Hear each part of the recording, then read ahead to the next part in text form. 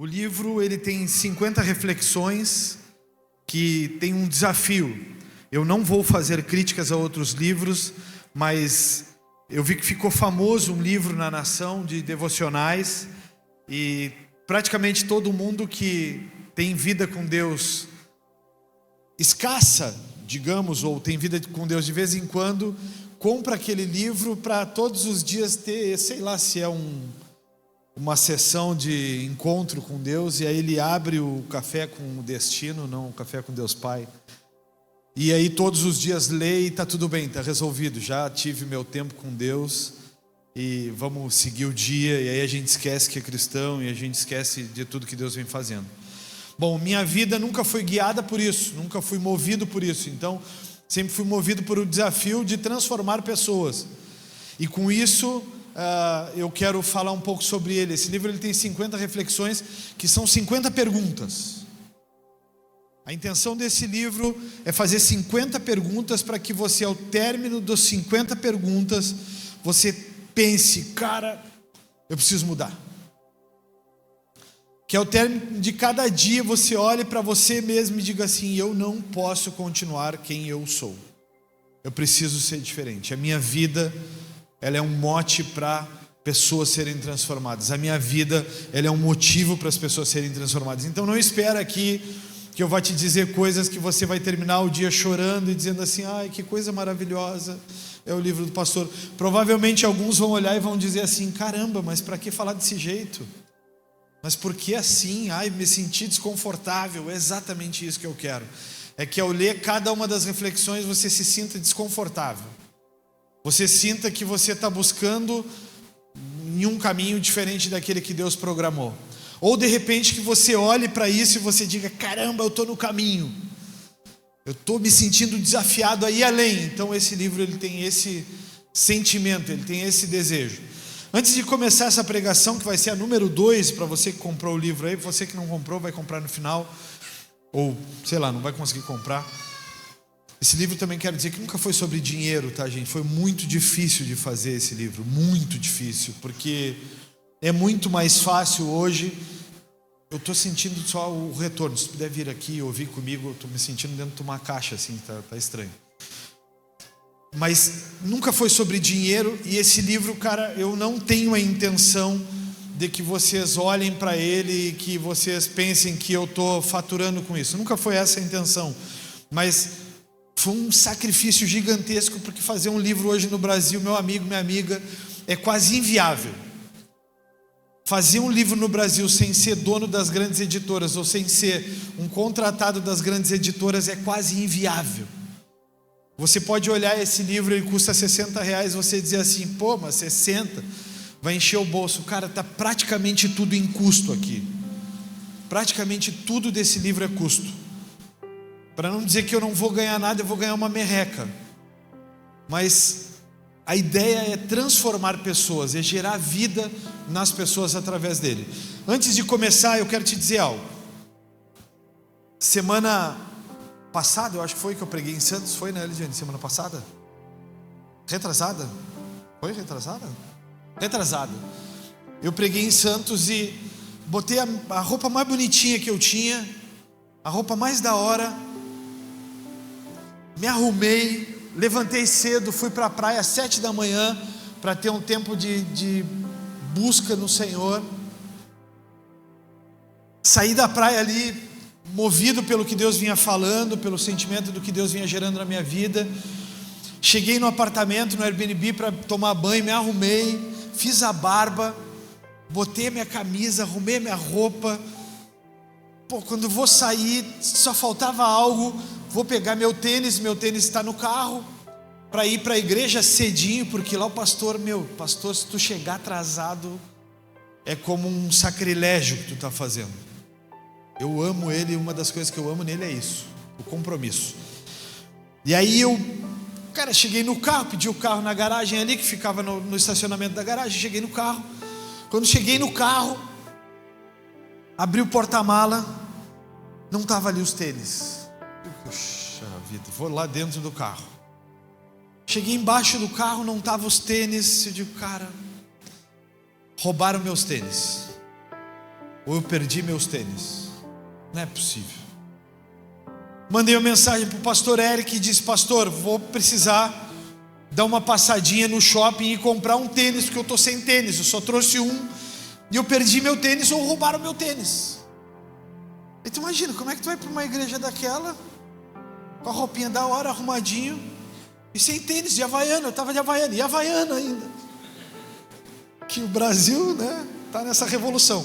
Uns pró-Havaianas e outros contra a Havaiana. Eu estou no meio, não sou nem pró nem contra, porque eu acho uma idiotice interminável isso. Então eu me nego a deixar de vestir algo por causa dessa palhaçada que estão fazendo aí. Mas tudo bem, eu respeito. Pô, chego, pastor, WhatsApp, né? Pastor, vou precisar atrasar uns minutos. Perdi meu tênis, ou roubaram meu tênis. A resposta do pastor Eric, imediata: não te atrasa. 9h10, e ele me diz: não te atrasa. A Sheila prega de pés descalços muitas vezes. Eu já imediatamente pensei: não vai dar para ir no shopping comprar tênis, não posso me atrasar, são 9h10 até chegar na igreja. Botei minhas Havaianas, só que o inimigo tentou a pessoa errada para fazer envergonhar. Eu me envergonhar porque estou de pé descalço é a coisa mais improvável da face da terra. Eu já vivi tantas coisas na minha vida, irmãos, que ficar envergonhado porque estou sem tênis. Mas cheguei com a minha Havaiana simples, na humildade ali. Entrei na sala dele, que eu não sou idiota, deixei as Havaianas de canto e fui de pé descalços para começar a ministração. E de repente eu lembrei do que eu estava programado para pregar. Eu pensei naquela pregação e ele me dizia assim: cara, relaxa, não pensa no tênis, vai lá e fala o que Deus mandou tu falar e esquece o tênis. Eu disse: tá bom, vou deixar ali meus Vans e vou para lá. Quando eu paro para pensar na palavra que eu ia pregar, irmãos, a palavra falava sobre dois caras, Davi e Salomão. Ela falava sobre o coração de um homem segundo o coração de Deus e sobre a vaidade extrema de um cara que deixou tudo que Deus tinha programado para viver sobre a sua vaidade, sobre os seus propósitos, para viver sobre os seus planos. Então ele diz assim: me entreguei aos prazeres, tive um harém, construí muitas casas, ganhei muito dinheiro, tive 1000 mulheres. E eu fiquei pensando: caraca, Deus está querendo falar com a igreja sobre a vaidade. Eu disse: meu Deus, que loucura. E eu me sentindo o cara mais burro da face da terra, né? Porque, ou mais idiota que existe, porque eu falei para Deus: Deus, fala para mim, cara, prega de pés descalços, porque eu preciso que tu fale sobre vaidade. Tá tudo bem, só não precisava tirar meu Vans, eu recém paguei a segunda parcela. Mas está tudo bem. Cara, quando eu subi para pregar de pés descalços, Deus começou a ministrar tanto no meu coração sobre a vaidade que está dentro da igreja, sobre esse espírito que está se movendo, sobre eu sou o melhor, sobre eu sou o grande, sobre eu tenho as perguntas e as respostas certas, sobre eu tenho as direções, eu sou o cara que sabe, eu sou o cara que conheço. E meu irmão, eu queria pedir para vocês não acharem que eu sou o maior santarrão de todos, e foi uma das coisas que eu falei para a igreja lá.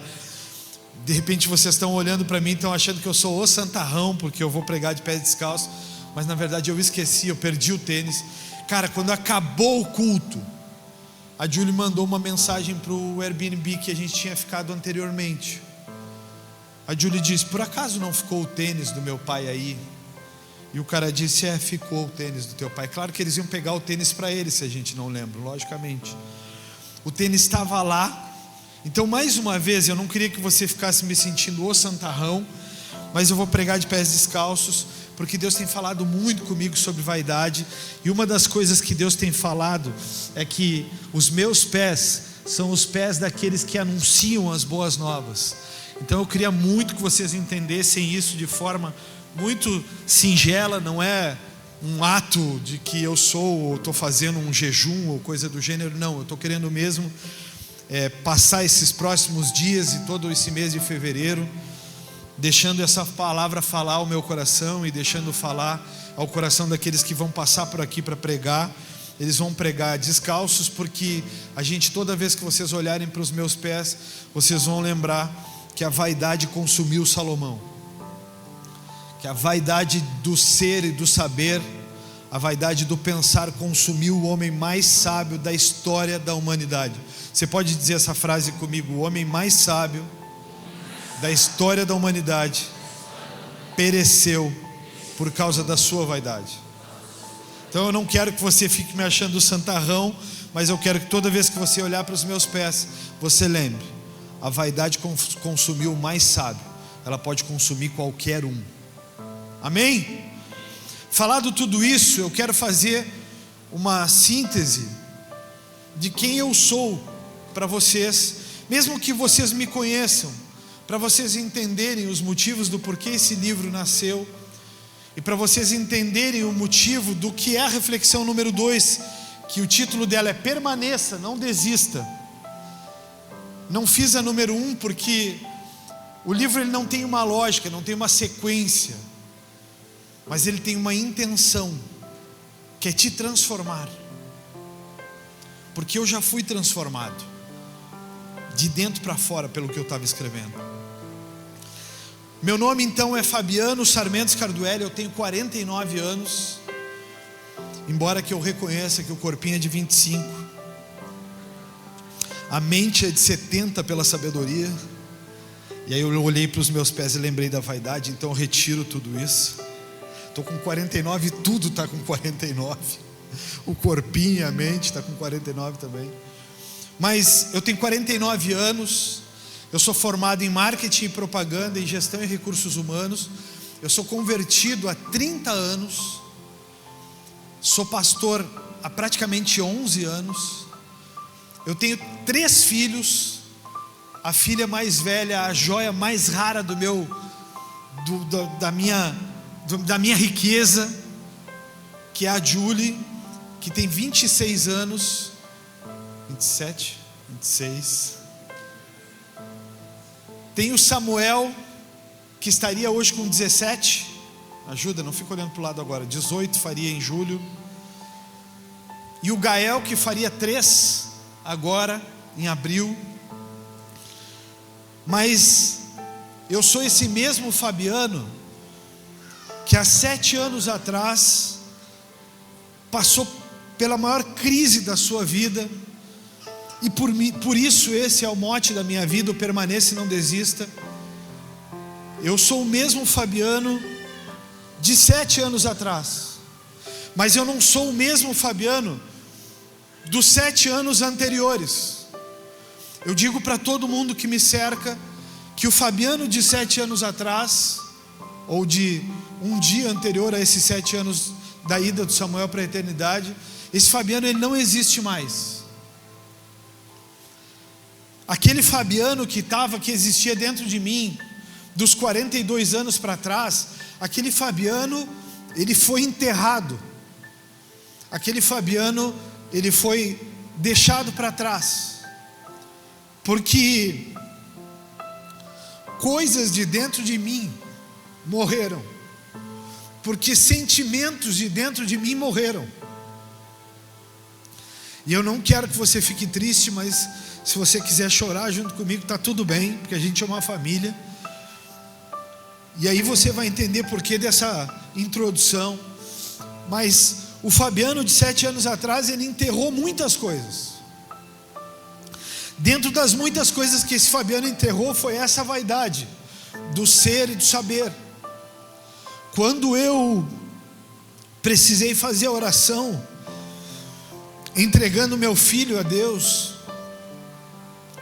e autorizando que fossem desligadas as máquinas que o mantinham vivo, porque ele tinha tido uma morte cerebral, aquele Fabiano ficou ali, porque eu dizia para Deus: Deus, eu não sei o porquê,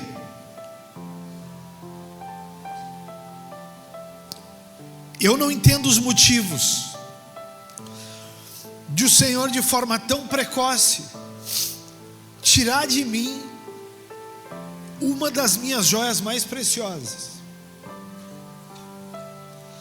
Eu não entendo o porquê uma pessoa que dedica a sua vida a uma causa pode sofrer tanto.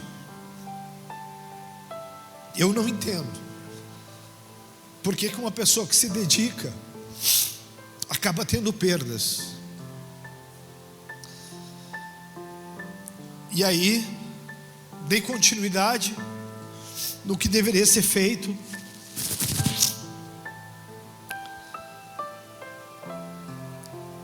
Só que depois do enterro dele, naquele dia, nasceu um outro Fabiano. Nasceu um Fabiano inconformado com coisas e pessoas. Então os 2 primeiros anos após a ida dele para a eternidade foram anos em que eu confrontei sistemas, pessoas, posturas, comportamentos. Me tornei, nos 2 primeiros anos, um cara extremamente amargo. Me tornei um cara sofrido. As minhas falas eram formadas por sofrimento, sentimento. E eu louvo a Deus por quem permaneceu comigo nesses 2 anos, porque soube suportar toda a minha dor, toda a minha amargura, e teve comigo ainda assim se tornando ou parecendo ou firmando amizade e aliança. Já pedi perdão a eles, então não preciso fazer novamente, porque já foi liberado esse perdão. Mas esse Fabiano que lá atrás ficou, ele era um cara que ele sim tinha sonhos, tinha desejos, tinha pensamentos, tinha sonhos de conquista, sonhos de ir a lugares, sonhos de fazer isso, fazer aquilo, de alcançar reconhecimento nisso, naquilo outro. E esse Fabiano morreu completamente lá, porque naquele dia, que era um dia de dores, eu aprendi o real sentido da vida. Naquele dia que era um dia de dores, eu aprendi a discernir a vida como ela é. E eu discerni que a vida ela é temporária e curta. Eu aprendi que a vida ela precisa ser vivida com propósito, porque a vida que não é vivida com propósitos, ela é uma vida perdida e vazia. Mas qual que é o propósito que tu está falando, pastor? É o propósito que Deus colocou no seu coração, e não é o propósito que você está planejando. Pode ser que não seja o propósito pelo qual você está lutando, vivendo e gastando a sua vida. Então naquele dia que eu enterrei Samuel, eu vivia por sonhos, por projetos. Eu queria ter uma casa na praia, eu queria ter sucesso no meu trabalho, eu queria me tornar gerente dos gerentes no Bradesco. Eu queria que a igreja alcançasse as nações. E olha como é interessante na minha vida isso. O gerente dos gerentes, eu nem comecei a pregar aqui, irmãos, mas já vou começar, só a introdução. O gerente dos gerentes, ele começou a achar prazer na atividade física. Eu comecei a conseguir ter um ciclo de descanso na minha mente só quando eu estava fazendo atividade física. Então, quando eu estava correndo, jogando, quando eu estava fazendo funcional com mulheres, eram os únicos momentos em que eu conseguia apagar toda a dor, todo o sofrimento e ficar com a mente vazia. Então eu comecei a fazer isso muito. E um belo dia, jogando futebol, eu rompi o tendão de Aquiles e passei 18 meses sem conseguir andar, 18 meses sem conseguir tomar banho sozinho, 18 meses sendo amparado, 4 cirurgias. O gerente do banco, eu era gerente de financiamentos, eu queria ser gerente dos gerentes de financiamentos. O gerente do banco foi avisado por telegrama que ele não servia mais para o banco, que o banco não ia poder mais esperar ele, estava longa demais a espera. Então eu fui demitido. A saúde que eu vendia Eu passei 30 anos, pasme, eu passei 30 anos sem precisar ir ao hospital. No máximo com gripe, tomando remédio. Eu passei 30 anos da minha vida. O que vendia saúde da noite para o dia estava acabado, não tinha mais condição de andar. Passei 18 meses, 4 cirurgias, cada centavo de dinheiro que eu tinha e que os amigos que me ajudaram a pagar tinham, foi. Mas olha que interessante. De tudo que era importante para mim, que era a minha família, os meus sonhos profissionais e o meu ministério, só restou meu ministério e a minha família. De tudo que eu tinha de planejamento, de tudo que eu tinha de sonho, de tudo que eu tinha de desejo, tudo foi por água abaixo. Absolutamente tudo foi por água abaixo. A saúde despencou. Depois que eu consegui melhorar, que eu consegui andar sem muleta, eu descobri o câncer do osso. Eu não sabia que existia, chama-se osteomielite. Eu tive osteomielite nessa canela, porque fiquei muito tempo com bactérias no meu sangue, e as bactérias conseguiram alcançar o osso, então eu precisei tomar remédio para o câncer no osso. O meu emprego dos sonhos, que era a carreira bancária, que era o sonho, eu sonhei e eu alcancei. A carreira bancária foi por água abaixo, porque eu já não tinha mais idade para permanecer bancário, embora que depois eu fui convidado para voltar para um banco e não quis. O Banco Sicoob em Bagé, quando foi abrir, eu fui uma das primeiras pessoas a ser procuradas para trabalhar nele. Uma das primeiras pessoas a ser consultada se queria trabalhar no Banco Sicoob fui eu.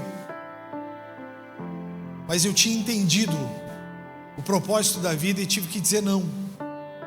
Mas o mais interessante é que de todos os grandes planos da minha vida, só permaneceu um, permaneceu o plano do pastoreio, o plano do propósito de Deus. Então eu vi a igreja Second House, que antigamente era Bola de Neve, passar por uma revolução, porque nós tínhamos perdido a nossa principal joia, que era o Samuel. Ele dominava a igreja era dele. Ele era intercessor na igreja, ele era evangelista, ele era o cara de boas-vindas, ele abraçava as pessoas, ele tocava chofar, ele orava pelas pessoas na intercessão. Se vocês entrarem numa das minhas salas que é aqui atrás, vocês vão ver que tem um quadro dele orando pelo Josué de joelhos numa intercessão. A igreja tinha passado por esse abalo, ela tinha perdido uma dos seus ícones, que era o Samuel. Eu, o empregado, muito bem valorizado profissionalmente, havia ficado desempregado. A Bola de Neve precisou me dar uma ajuda de custo para não passar necessidade. Eu tinha uma despesa que, com o que eu recebia da igreja, supria 40% da despesa. Os outros 60% eu não tinha de onde tirar.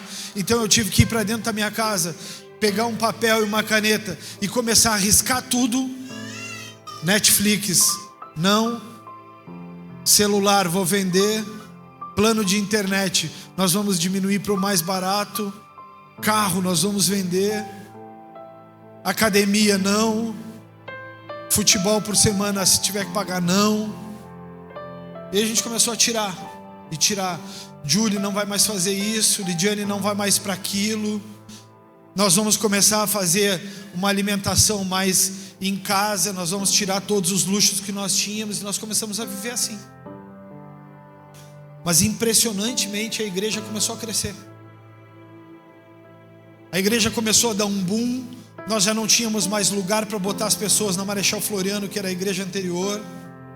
Nós viemos para cá, aqui começou a encher, começou a explodir de gente. Veio a pandemia começou, nós começamos a fazer culto nesse mega salão. Preste atenção aqui. Nós começamos a fazer culto nesse mega salão, eu e os meninos do louvor. E a igreja começou a crescer. Nós colocávamos um link para 100 pessoas aqui dentro. Um culto de manhã e um culto de tarde. Os links estouravam com 5 minutos. 5 minutos estava lotado o culto da manhã, 5 minutos estava lotado o culto da tarde, da noite, que era só 100 pessoas que conseguia colocar. E glória a Deus pela vida do Divaldo, que foi quem apoiou essa causa da igreja em Bagé. Glória a Deus pela vida dele. Ele disse: aqui em Bagé as igrejas não vão fechar. Glória a Deus por isso, porque ele decidiu combater esse bom combate ao nosso lado. A igreja, eu via o sustento da igreja aumentando, a igreja prosperando. Então eu comecei a olhar para tudo aquilo e comecei a pensar: Deus, tá tudo bem, o Senhor não quer mais que eu sonhe com isso, o Senhor não quer mais que eu olhe para aquilo, o Senhor quer que eu olhe só para a igreja. Eu preciso entender o que o Senhor quer. Então o Senhor me disse que o meu foco naquele tempo de instabilidade precisava ser único e exclusivamente a igreja. Por isso que eu neguei convites de outros bancos. E aí, meu irmão e minha irmã, eu comecei depois da pandemia a olhar para essa igreja que nós nos tornamos. Eu comecei a olhar para essa igreja que, se ela falar para ela algo que ela não gosta, ela não quer mais andar com ela. Eu comecei a conviver com uma igreja de que nós somos apontados por qualquer coisa que fizemos, mas não somos valorizados por nada daquilo que é bom que nós fizemos. Eu comecei a viver uma igreja, a igreja do Aue. Quem é que ouviu a música Aue aí? Levanta a mão, por favor, para eu achar que não estou só. Eu estou vivendo a geração que a gente gasta tempo debatendo, discutindo se a música Aue é boa ou não é boa, se ela é diabólica ou se ela é benéfica. Tem uma única coisa a dizer: se tinha um sonho de que essa música adorasse a Deus, ela não cumpriu o seu propósito, ela trouxe confusão, ponto.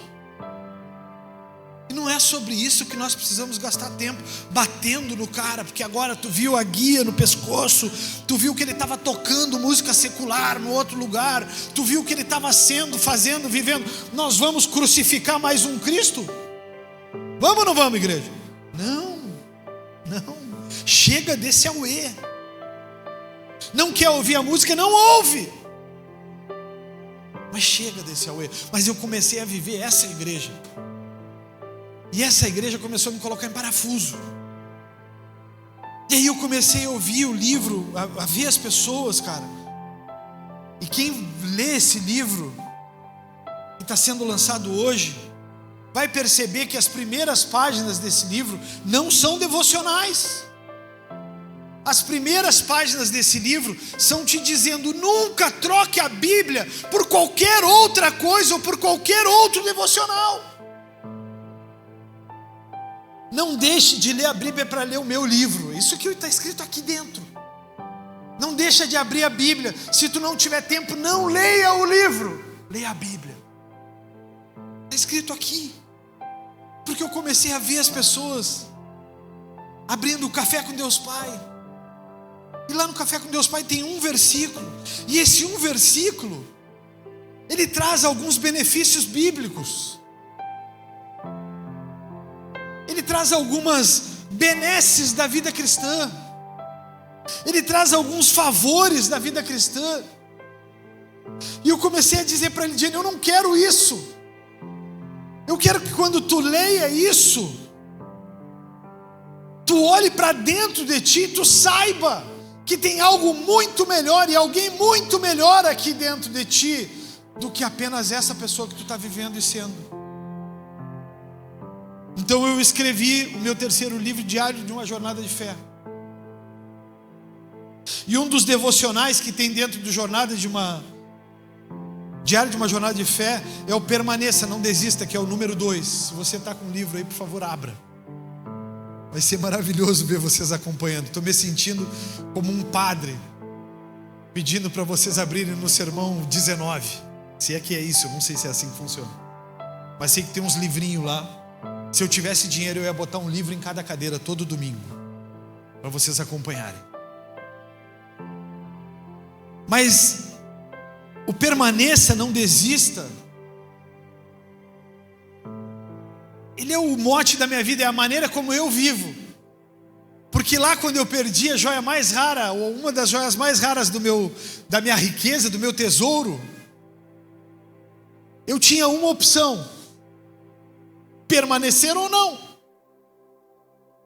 E me foi proposto algo. O pastor Alexandre, que era meu pastor antigamente, ele me fez a seguinte proposta: cara, para por tempo indeterminado. teu salário na igreja vai ser mantido, eu vou deslocar alguém para pastorear a igreja em Bagé, mas para por tempo indeterminado, para até tu dizer o dia que tu está pronto para voltar. Porque não há dor maior do que a dor da perda de um filho. Então quando tu parar, nós vamos cuidar da igreja, e quando tu decidir que tu está pronto, seja em 6 meses, 1 ano, 2 anos, nós vamos te devolver a igreja que tu fundou, do jeito que tu fez. Eu disse para ele: pastor, eu não vou precisar nem orar por essa decisão, mas eu jamais farei isso. E eu jamais deixarei a igreja por causa das minhas dores, por causa das minhas dificuldades. Eu não vou dizer aqui, irmãos, que eu não pensei por muitas vezes em viver uma vida corriqueira cristã. Sabe qual é a vida corriqueira cristã? Eu reconheço Jesus como meu Senhor e Salvador. Eu declaro que não há nenhum outro além dele, e que não o negarei por toda a minha vida.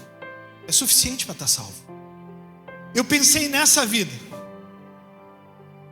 Eu vou aceitar a proposta dele, vou deixar a igreja vai continuar. Quando eu tiver condições de trabalhar, eu não preciso mais do salário da igreja, eu continuo. E eu vou viver uma vida corriqueira. Eu vou viver só para minha salvação, e porque eu não consigo viver longe de Jesus sob hipótese alguma. Só que aí eu deitei nessa noite, botei minha cabeça no travesseiro e comecei a questionar a Deus: como que vai ser? E quando o Senhor me deu uma palavra, e quando o Senhor me disser para ir a algum lugar orar por alguém, e quando o Senhor me disser para fazer obras maiores do que as minhas mesmos, como eu vou fazer? Como que vai ser a vida deitar de noite e esquecer de orar? Porque é assim que quem vive uma vida corriqueira com Deus faz: deitar à noite e esquecer de orar. Não lê mais a Bíblia porque não tem tempo, precisa trabalhar, estudar, fazer acontecer. Como que vai ser? De repente você está nesse lugar, né? Como que vai ser? Como que vai ser não parar todos os dias por horas e ler a Bíblia? De repente tu está falando aí na tua mente: mas é que ele é pastor em tempo integral. Não, eu fiz isso a minha vida inteira. Eu comecei a dizer para Deus: Deus, que fracasso de vida que eu vou viver. Que fracasso de vida vai ser ter entregue tudo que o Senhor me confiou. Que fracasso de vida vai ser entregar os dons, os talentos, as promessas. Sabia que Deus não desiste de nenhuma promessa que Ele prometeu a cada um de nós? Mas que as promessas dele sobre nós não se cumprirão por nossa causa mesmo, se nós não nos dedicarmos a essa causa chamada promessa de Deus. Tem gente que está recebendo uma promessa, mas não está pagando um preço pela promessa. A promessa não vai chegar. Mas a Bíblia diz que aquele que prometeu é fiel para cumprir. Então eu começo a reflexão de hoje, porque eu disse não para mim mesmo: eu não vou parar, eu não vou desistir. Eu não quero que você ache que isso é um ato heróico, porque não é, porque isso é terrível. E todos os dias o herói que vocês podem estar pensando, pensou em desistir. Então se isso é ser herói, é melhor não ser herói, porque é um herói fracassado, pensa todos os dias em desistir. A reflexão, permaneça, não desista, nasceu assim. Eu vou precisar ler algumas coisas aqui para que fique literal. Ao abrir este livro hoje, talvez você esteja esperando encontrar algo que o impulsione a continuar firme, ou até a não desistir de algo que já começou, porque esse é um problema da humanidade: começa muitas coisas e não termina nada do que começa. Começa a ser ministro, para. Começa a ser pregador, para. Começa a academia, para. Começa a estudar, para. Começa num emprego, para, porque não se acertou com as pessoas. Isso é um fracasso dessa geração atual. Começa tudo e não termina nada. Mas a Bíblia diz que bom é quem termina.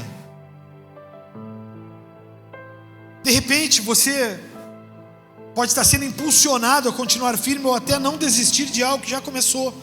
Deixe-me lhe mostrar algo que pode esclarecer a maneira certa de fazer isso. Está em João capítulo 15, versículo 4. A Bíblia diz: permaneçam em mim. Olha isso, gente. Permaneçam em mim e eu permanecerei em vocês. Pois assim como um ramo não pode produzir frutos se não estiver na videira, vocês também não poderão produzir frutos a menos que permaneçam em mim. Vocês ouviram, gente?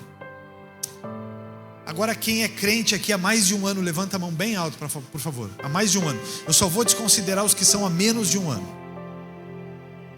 Essa conversinha aqui é contigo. Então eu vou te pedir para repetir isso aqui, para o teu cérebro registrar, tá tudo bem? E eu vou fazer com ponto e vírgula como um escritor. Não pode desconsiderar. Repete comigo aí: permaneçam em mim. Agora dá uma tocadinha em quem está do teu lado e diga para ele: fica atento a isso, permaneçam em mim. E eu permanecerei em vocês. Pois assim como um ramo não pode produzir frutos se não estiver na videira,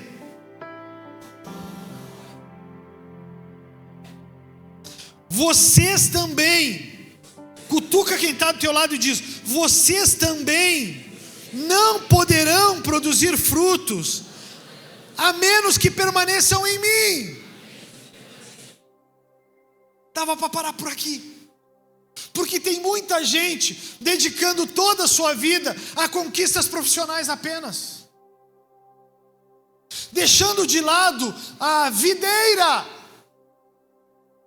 Tem muita gente pensando apenas em conquistar seus próprios sonhos, seus objetivos, deixando de lado a videira, mas ninguém poderá ter os seus frutos se não estiver conectado à videira. Se você é cristão há mais de um ano, você precisa acreditar na Bíblia e não em mim.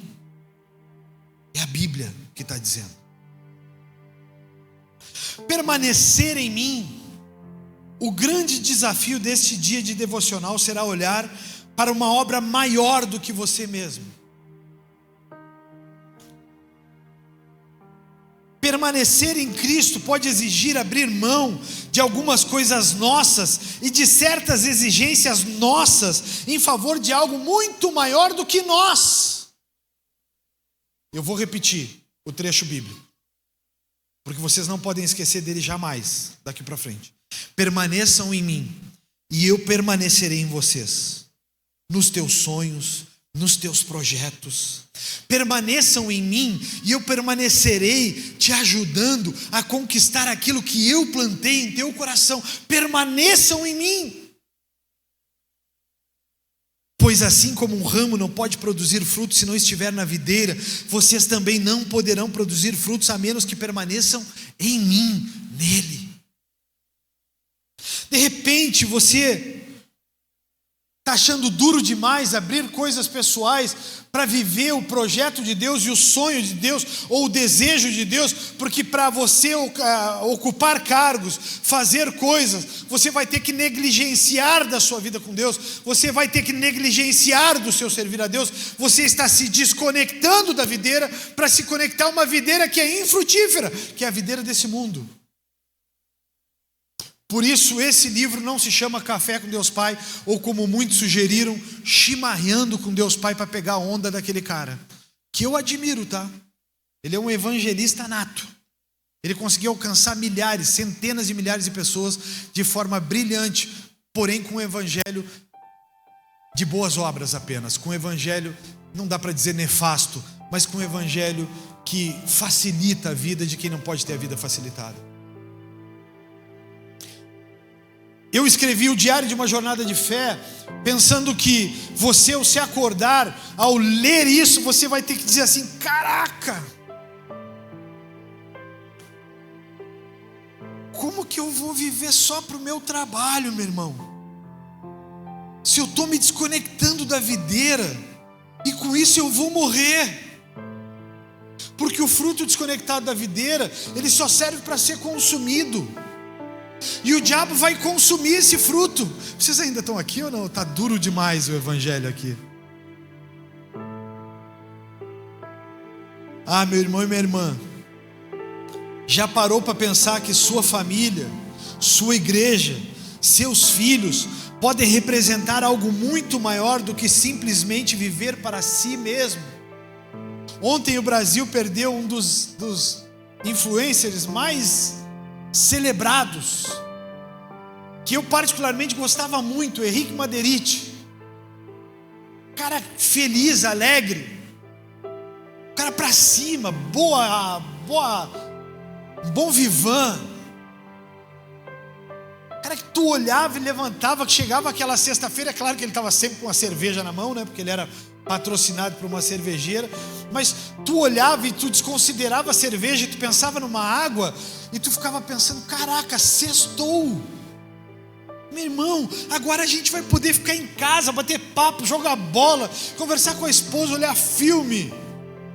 Sextou, é final de semana, vamos pra praia, pra campanha, como alguns gostam, mas sextou. E aí ele dizia uma frase que é mais ou menos assim, que eu sou péssimo em decorar essas coisas, mas ele dizia, quem fez, fez, quem não fez, não faz mais. É por aí, né? Quem fez até aqui fez, quem não fez não vai fazer mais. Então sextou. Tipo assim, para de correr, para de enlouquecer. E aí ele estava sempre dentro de uma piscina maravilhosa, e ele sentado dentro daquela piscina com a cerveja dele, nós estaríamos com chimarrão, é claro, lógico. E aí dentro daquela piscina com chimarrão, ele tomando aquele chimarrão, porque eu não vou dar essa ênfase para a cerveja dele. E ele tomando aquele chimarrão, ele parava e ele dizia, quem fez, fez, bebê, quem não fez, não faz mais. Tipo assim, para, Salomão, curte a tua família, curte a tua casa, curte os teus amigos, curte aquilo que Deus te deu, curte teu ministério, porque eu vejo que às vezes para uns é um saco vir para cá, porque vão estar de escala. Curte teu ministério, curte o teu dom. Cara, que coisa maravilhosa foi esse louvor aqui. Mas para quem que foi a glória? Como que foi feito antes? Como que foi o preparo? O preparo foi com murmuração? O preparo foi com alegria e com gritos de júbilo? Que legal! Nós vamos à casa do Senhor. Cara, o Henrique Maderite, ele me deu uma aula durante esse tempo. Ele brincava com o filho, ele tornou o filho influencer também. Aí num dos últimos stories dele, é ele andando a cavalo, gravando andando a cavalo com um amigo, e ele dizia, o melhor da vida é isso aqui, ó, é chegar no final do dia e ter isso aqui, ó. E pelo que tu está lutando, irmão? A tua vida, ela te dá tempo para as pessoas. A tua vida te dá tempo para gastar tempo com Deus e aprender dos seus mandamentos que são bons. Ou você se tornou uma máquina que só estuda, que só lê estudos, e a sua família não tem o prazer de estar com vocês. Deus não tem a alegria dos tempos de devocionais em que Ele olha para você e te diz, filho, eu estou te chamando para isso, vai e faça isso. De repente a sua vida se transformou em um manual escrito por alguém que fracassou na família. De repente a sua vida se transformou em um manual de sucesso. Como alcançar a riqueza, como alcançar o sucesso, como alcançar isso, como alcançar aquilo. Eu também sigo um outro influencer, que é o dono da CIMED, João Adib. E eu gosto da ideia de ser oposto a ele. Eu gosto da ideia de pensar escandalosamente diferente dele. E aí eu ouço ele praticamente todos os dias os stories vão empurrando a mensagem, e eu ouço ele e eu penso todos os dias, eu preciso ser 100% diferente dele. Porque o rumo dele no marketing, o mote da vida dele é trabalho, sucesso. E ele disse, ontem um dos stories dele, uma das postagens dele, era com o filho, que já trabalha, e a filha de 4 anos, 6 anos, por aí, ela já está inserida no planejamento de ter sucesso. E o filho, ele pergunta para o filho: e aí, cara, que hora tu chegou aqui? E ele disse: 6 da manhã. E que horas são agora, cara? 19. E a gente não foi em casa ainda? E ele disse: não, a gente não foi em casa ainda. Porque aqui a gente só sai quando o sucesso é alcançado. Eu olhei para ele e disse: é isso, eu quero o oposto. Era detestável essa vida. Meu filho não é meu escravo. Meu filho tem seus sonhos. Meu filho tem os seus projetos. Meu filho tem os desejos do coração dele. Meu filho tem os desejos do coração do pai. Meu filho tem os desejos de Deus para ele. Meu filho não vai ser escravo. Não vai viver na senzala que eu vou colocá-lo. E eu comecei a olhar para o menino. E eu comecei a pensar: que tempo que esse cara senta para falar sobre a vida? E aí, meu filho, como é que está sendo a tua rotina com a tua esposa, namorado, sei lá? Eu imagino o filho respondendo para ele daí: não sei, pai, não tenho tempo para ela. Um dos filhos é perguntado, fizeram aquelas dinâmicas do Faustão e perguntaram para os filhos: o que tu mais gosta no teu pai? A filha mais nova respondeu: eu gosto dos tempos que a gente tem junto, uma pena que a gente tem pouco tempo juntos. Mas ela vai ter sucesso profissional. Eu comecei a olhar para essa vida, e eu comecei a pensar na minha vida. Eu comecei a pensar no porquê eu entreguei a minha vida, no porquê eu tenho dedicado a minha vida, ou como muitos cantam, mas não vivem, o porquê eu tenho gastado a minha vida.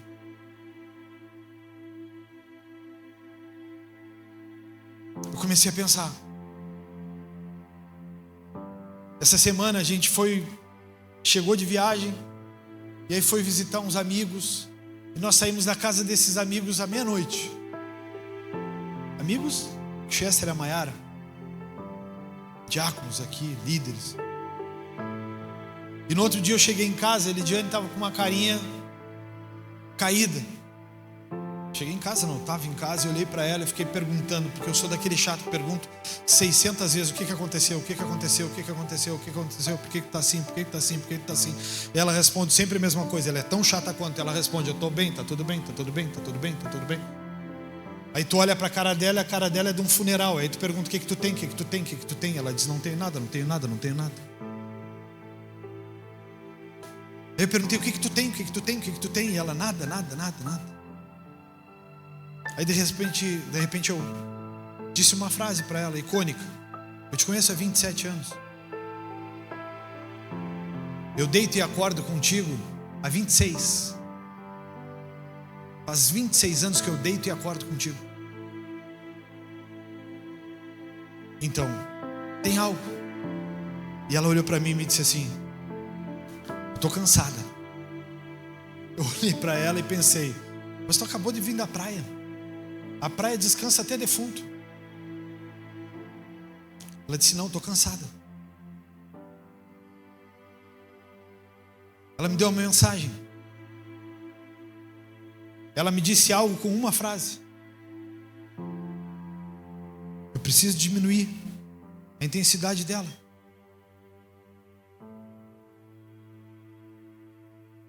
Eu preciso estabelecer horas. Eu preciso estabelecer limites. Porque ela está cansada.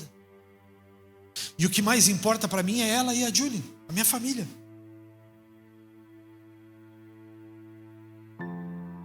E uma das reclamações dela para mim foi: eu quero sentar Eu quero fazer meu devocional, eu quero ler. Eu quero descansar na presença de Deus. Foi uma das falas dela. Preciso dar isso a ela. Mas eu preciso dar isso a ela sem abrir mão da videira. Então eu disse para ela: deixa eu te dizer algo, a minha vida é essa. Mas eu vou adaptar. Tem coisas que para mim são fundamentais. Eu atingi um nível na minha vida que sem atividade física eu não consigo funcionar. Se eu passo um dia sem fazer atividade física, minha cabeça começa a entrar em colapso. Eu penso muito. Eu tenho muita responsabilidade. E eu comecei a pensar nisso. Permanecer. Eu comecei a pensar que eu não posso parar para estabilizar a vida emocional dela, abrindo mão do que eu não posso abrir. Então eu vou precisar de uma estratégia para diminuir o cansaço, a fadiga dela, sem me desconectar da videira. Eu preciso fazer algo, eu preciso estabelecer com que ela chegue ao final do dia com gás ainda, mas que ela esteja completamente conectada à videira, fazendo aquilo para o qual ela foi chamada a fazer, que é pastorear pessoas de casa em casa. Que é isso o nosso chamado. Nosso chamado é pastoreio de casa em casa, é estar com as pessoas, é olhar no olho, é comer a comida delas. Já parou para pensar que sua família, sua igreja, seus filhos podem representar algo muito maior do que simplesmente viver para os teus sonhos, os teus projetos, as tuas vontades, os teus desejos? Irmãos, eu troquei meu sonho na praia, eu não quero mais uma casa na praia. Eu fiz um acordo com Deus, eu quero ter dinheiro para ir na praia toda vez que eu precisar. É justo, não é? Não precisava ser burro também. Então eu pedi. Ele disse: pedi e dar-se-vos-á, buscai e o achareis. Eu pedi, honestamente, sinceramente. Não quero transgredir nada, não quero roubar ninguém. Mas eu tenho um outro sonho, que é ter um motorhome pequeno. Eu disse para a Júlia: só cabe dentro do motorhome eu, ela e os netos. E eu, pai, vai ficar com o teu marido, a vida agora é com ele. E aí a gente levantar um dia, um final de semana, e dizer para os irmãos aqui: nós vamos fazer missões. Esse final de semana nós vamos pregar em Buenos Aires, em Montevidéu, em Camboriú. E aí nós entrarmos os dois e avisar os irmãos aqui: domingo tu tá de escala, semana que vem eu volto. Vou pregar lá, mas vai pregar para quê? Não sei, numa praça. Eu tenho muitos sonhos. Eu tenho muitos desejos, mas todos eles estão conectados à videira. Já parou para pensar que ao lutar por algo ou por alguém, você já não faz isso apenas em causa própria, mas por algo que é superior a você, e por isso exige um sacrifício maior? Quer dizer que se você é cristão, se você luta pela sua família, se você luta pela sua causa, você já não luta em causa própria, você luta por algo muito maior do que você mesmo. Você já não pode mais viver pensando só em você. Você precisa viver e adequar a sua vida a quem está do seu lado, adequar a sua vida a alguém por quem você está lutando. Eu vejo muitos casais lutando por coisas diferentes. Para hoje na tua casa, depois de uma reflexão exaustiva dessa, para na tua casa, olha para o teu marido, olha para a tua esposa e pergunta para ele, o Leandro, pergunta para a Richelle depois: Richelle, quais são os teus sonhos? Richelle, pergunta para o Leandro: Leandro, quais são os teus sonhos? E vê se eles fazem sentido. Porque de repente a Richelle pode estar sonhando em se tornar uma gerente de uma multinacional. E o Leandro está pensando e sonhando em se tornar um missionário. Missionário não casa com uma gerente de uma multinacional, não casa. São incompatíveis. Pode ser chocante, Leandro. Pode ser chocante, Richelle. Vou olhar para ele e dizer: eu estou casado com esse traste. Ele não quer nada do que eu quero. Ele não sonha nada do que eu sonho. vamos nos separar. É pecado, vai para o inferno. Mas tu precisa olhar para ele e tu precisa fazer adequações. Pô, Leandro, que sonhozinho, hein, cara? Mas tá, eu vou adequar a minha jornada aos teus sonhos. Pô, Richelle, que sonho é esse, mulher? Mas tá, eu vou adequar a minha jornada aos teus sonhos, mas não vou me afastar da videira. De repente você vai chegar em casa e você vai perguntar para o pai ou para a mãe, se você é solteiro: pai, qual foi o sonho que tu sonhou para mim? O teu pai vai dizer: eu nunca vou esquecer da minha irmã. Minha irmã tinha o sonho de que o filho dela fosse do exército. O filho foi. Eu nunca vou me esquecer disso. O filho foi. Ela parecia aquela criança boba. O sonho da mãe dele era que ele fosse do exército. Ele foi. Aí ele precisa um dia sentar com a mãe e dizer assim: mãe, quais são os teus sonhos para mim, mãe? Aí a mãe vai dizer: meu filho, eu quero que tu seja do exército, eu quero que tu seja bem sucedido nessa carreira, eu quero que tu tenha muitos netos para trazer para cá para eu cuidar, eu quero que tu me leve para jantar e para almoçar na tua casa todos os finais de semana. E aí ela olha para ele e pergunta: filho, quais são os teus sonhos, filho? Aí o filho olha para ela e diz assim: mãe, eu quero ser missionário. Aí a mãe olha para ele e diz assim: missionário não, filho, teu tio já é. Tu já viu no que deu a vida do teu tio, meu filho? Olha a loucura que ele vive, filho. Sonho é outra coisa. Claro que ela não fez isso, ela é apoiadora do ministério dele. Uma das maiores apoiadoras do ministério dele é ela. Mas tu já pensou? O filho olhando para ela e dizendo: mãe, eu não quero sonhar ser militar, eu quero sonhar ser missionário, pastor, evangelista. Sabe o que a mãe tem que fazer? Filho, eu acho que esse é o melhor sonho. Eu vou sonhar ele contigo. Já pensou que a tua causa é muito maior quando tu está lutando pela causa do outro? Já pensou que alguém decidiu largar a família para viver contigo? Já pensou que essa pessoa que tu chama de marido, ou de esposa, ou de filho, ou filha, ela largou tudo para viver contigo? E muitos de nós, e eu descobri, tá? Eu sou disparado a pior parte do meu casal. Eu sou disparado. A Lidiane é um fenômeno. Ela era insuportável, mas depois ela se tornou um fenômeno. A Lidiane, ela é um fenômeno de convivência. Um fenômeno. Tu olha e diz assim: vamos no shopping. Ela estava pensando em ir na praça. Ela disse assim: o shopping pode ser uma boa ideia. Aí na viagem agora, um dos bate-boca sempre era eu e a Júlia, que somos idênticos, logicamente. Abríamos os olhos, a Júlia dizia: hoje nós vamos em tal lugar e tal lugar. E eu dizia: para. Hoje nós vamos perguntar o que a tua mãe quer. E o que a provida de graça de Deus fazia? Eu acho que é uma boa. Tal lugar. E eu olhava para ela e dizia: não! É onde tu quer ir. E ela me olhava e dizia: mas eu acho que é bom ir lá, porque ela é essa. E eu, Fabiano, olhava e dizia: não, não quero ir. Acho que melhor ir naquela, tem um pôr do sol mais bonito. Mas é que eu programei tudo. Aí eu parava, pai, e pensava: olha, minha filha, vamos. Brabo, saía, indignado. Aí chegava lá, olhava e dizia: realmente é um lindo pôr do sol, porque eu preciso adaptar os meus sonhos aos dos meus filhos e da minha família. Eu parei para conviver com ela e parei para pensar no quanto muitas vezes eu sou intransigente, no quanto muitas vezes eu ainda penso só em mim. E olha que eu me tornei o cara que faz tudo que elas querem. Eu me tornei o cara que vai na praça quando elas querem, olha filme quando elas querem, senta para fazer. Essa semana, penúltimo dia de férias, eu acho, sei lá, terceiro, último, não sei como é que fala isso, antepenúltimo.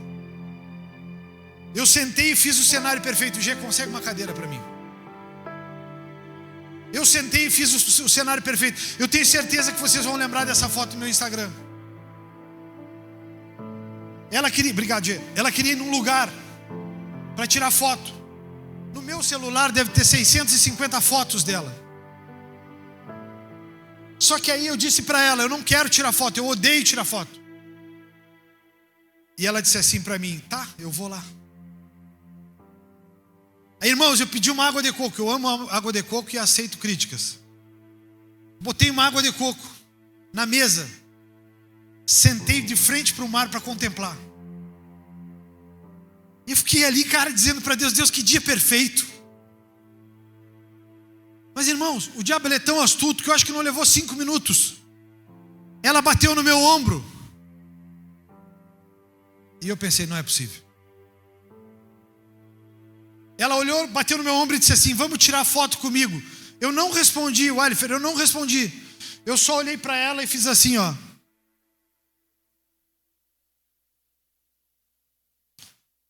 Peguei o coco e bebi com gosto, irmãos. E aí vocês também vão perceber uma foto minha no Instagram logo em seguida, em que eu estou no meio dos coqueiros. E teve gente tão inconveniente que fizeram um zoom na fotografia para ver a minha cara. E eu estava com a própria cara do Mickey Mouse na foto.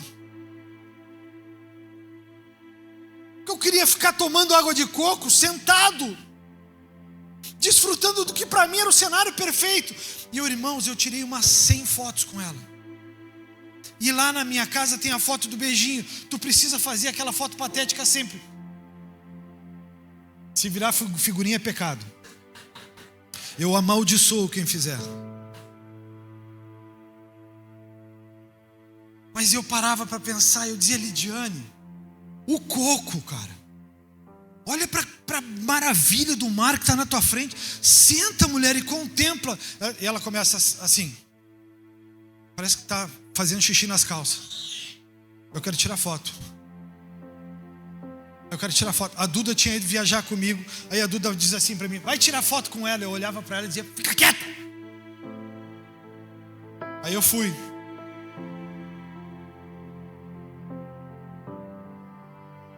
Porque não dá para viver a vida sem pagar o preço de alguém que decidiu pagar preço pela tua vida.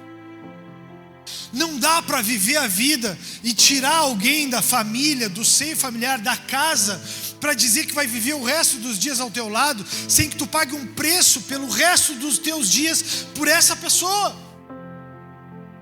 Porque é egoísta muitas vezes nós vivermos apenas em causa própria, apenas em causa que nós sonhamos e que nós desejamos. Deus, Ele tem nos chamado a algo muito maior do que isso. Ele tem nos chamado a viver os sonhos dEle, sem deixar ninguém para trás. Mas será que permanecer nele é de fato o que temos visto e vivido nos dias de hoje? Para Pedro era diferente. E aí diz em João 21, versículos 15 ao 17, eu já estou encerrando.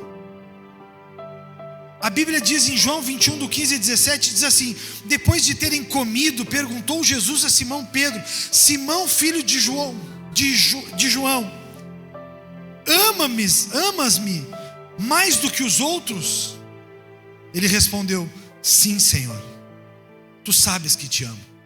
Ele lhe disse: apacenta os meus cordeiros. Tornou a perguntar-lhe pela segunda vez: Simão, filho de João, tu me amas? Ele respondeu: sim, Senhor, tu sabes que te amo. Disse-lhe Jesus: pastoreia as minhas ovelhas. Olha a primeira expressão: apacenta, pastoreia. Pastoreio é o cajado do pastor, ele tem uma curva que é para botar na ovelha e puxar ela para o lugar. Então pastoreia, traz para o lugar de destino. Pela terceira vez perguntou-lhe Jesus: Simão, filho de João, tu me amas? Pedro entristeceu-se. Pedro que era? Pedro entristeceu-se por ele ter lhe dito pela terceira vez: tu me amas. E respondeu-lhe: Senhor, tu sabes todas as coisas, tu sabes que eu te amo mais do que tudo. E Jesus lhe disse: apacenta as minhas ovelhas. Preste atenção nas 3 vezes em que Jesus fala com Pedro. Ele usa a palavra apacentar 2 e pastorear 1 vez. Mas o que significa no final apacentar no hebraico? Embora a palavra tenha origem no latim, que é apacentare, ela carrega o sentido de dar pasto ao gado ou levar ao pasto Pastorear, em sentido figurado, significa também doutrinar, ou seja, apacentar vai muito além de alimentar, é ensinar, cuidar e formar. Deus te deu uma família. E se Deus te deu uma família, Ele te deu um projeto.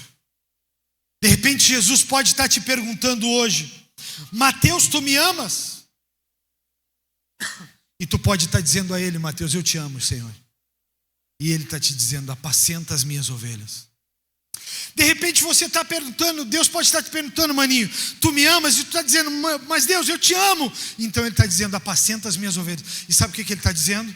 Quando o teu filho precisar de uma oração, ore. Quando o teu filho quiser ir para a praça, vá para a praça. Quando o teu filho precisar de um apoio, apoie. Quando o teu filho precisar que tu estude com ele, estude. Quando a tua esposa quiser olhar série, quando a tua esposa quiser tirar foto, tire. Sabe por quê? Porque você só vive essa vida uma única vez. E tudo que nós nos dedicamos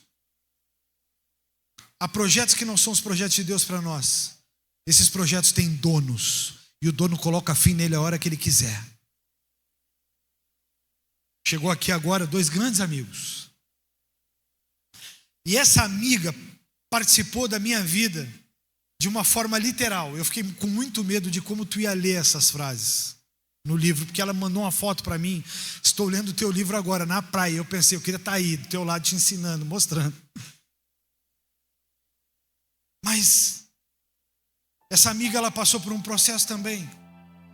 É muito conveniente a chegada dela aqui, porque essa amiga, ela passou por um processo. Ela dedicou muitos anos da vida dela a uma causa. Muitos anos a uma causa. E um belo dia, um dono de causas resolveu colocar fim na causa. E quando o dono de uma causa coloca fim numa causa, a gente volta para o lugar da causa de Deus, que é a nossa família. E esses dias, dentro de um restaurante, eu conversando com ela, ela me dizia assim: sabe o que aconteceu comigo, Fabiano? Eu tive o suporte dos meus filhos e do meu marido. Eu só estou aqui hoje por causa deles. Eu amo histórias como essas, porque quando a gente sabe que tem um lugar para voltar, a gente nunca mais sai do lugar de destino de Deus. O que eu quero te dizer com essa reflexão é que pode ser que esteja muito difícil a jornada, pode ser que esteja desgastante, exaustiva a jornada, mas pode ser também que você esteja dedicando tempo demais a coisas que não foi Deus que planejou, que não foi Deus que escolheu. Essa reflexão de hoje, ela tem um intuito: fazer com que você chegue ao fim da sua jornada, dedicando tempo às coisas certas, sem abandonar aquilo que Deus te chamou para fazer. O que eu quero despertar em você hoje é que pode ser que você esteja gastando tempo e precise voltar a lugares aonde você nunca deveria ter saído. E graças a Deus ela nunca saiu desse lugar. Ela sempre foi uma boa mãe, se olha pelos filhos, e uma boa esposa se olha pelo marido. O grande reflexo de quem nós somos está em quem nós temos como filhos ou esposa. Elas são um reflexo. Como é que é a frase, Bico? O Bico usou uma frase comigo hoje: a beleza, como é que é o grande sucesso do homem? O sucesso do homem é medido pela beleza da sua mulher. A sua mulher pode não ser bela fisicamente, mas ela pode ter uma beleza interior que exala. E é um sucesso nisso. Permanecer vai muito além. O autor Timothy Laniak, em seu livro Pastores Segundo o Meu Coração, define esse cuidado como uma atenção vigilante contra tudo o que possa ameaçar, dispersar ou destruir o rebanho. O seu papel é cuidar para que não seja ameaçado, dispersado ou destruído aquilo que Deus plantou no seu coração, a família que Deus te deu, o sonho que Deus colocou em você. Quando Jesus fala com Pedro, Ele está dando uma missão profunda: cuidar com empatia. Vocês podem repetir isso comigo? Cuidar com empatia. Eu disse que hoje ia ser uma manhã que eu ia chorar muito, e eu estou fazendo isso com excelência. Cuidar com empatia, pastorear com paciência, amar mesmo sem ser amado, permanecer mesmo quando as coisas não saem como o esperado. O que Jesus estava dizendo para Pedro é: apacenta as minhas ovelhas. Jesus estava dizendo para Pedro: Pedro, seja empático, tenha paciência. As pessoas não estão prontas. Sabe o que falta para a igreja? Paciência. As pessoas não estão prontas. As pessoas estão em processo. Eu tenho 49 anos e não estou pronto. Eu estou em processo. Eu tenho 49 anos de idade e ainda faço birra com a minha filha. Eu tenho 49 anos de idade e ainda faço birra com ela. Ainda tenho tempos em que eu olho para ela e digo assim: para de pensar só em ti, pensa na tua mãe. E aí depois eu paro, deito e penso: para quê? A mãe é tolerante. Seja empático, paciente. Eu tenho 49 anos e descobri que fazer bem ao próximo faz bem a mim. Que não discutir por coisas banais vai tornar os meus dias muito melhores. Deixa eu dizer para vocês que são obreiros aqui na igreja,